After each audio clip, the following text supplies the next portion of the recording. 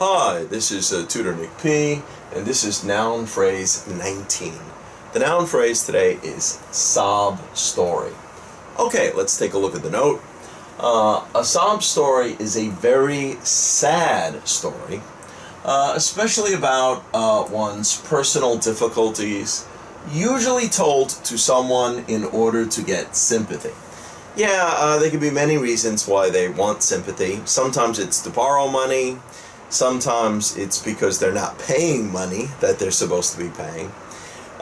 Sometimes it could just be used for an excuse why they didn't get something done. Or sometimes it could be that maybe they want a personal favor from somebody. But whatever it is, it's a sob story. And we usually use it, especially when a person has been using sob stories a lot. It's more believable if it's the first time you ever heard it from them.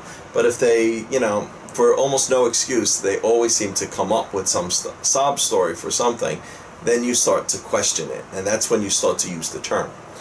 So let's continue. Let's look at some examples here. Every time my coworker wants to borrow money, she gives me another sob story. Okay, so that's a perfect example because we often use it about borrowing money. Let's look at number 2.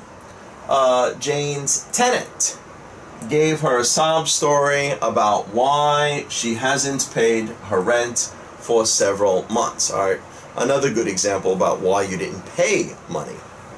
All right, and remember, of course, the whole idea of a sob story comes from, of course, sob by itself means to cry. So we say to cry noisily while taking short breaths. Yeah, it's often the type of crying that maybe some children might do.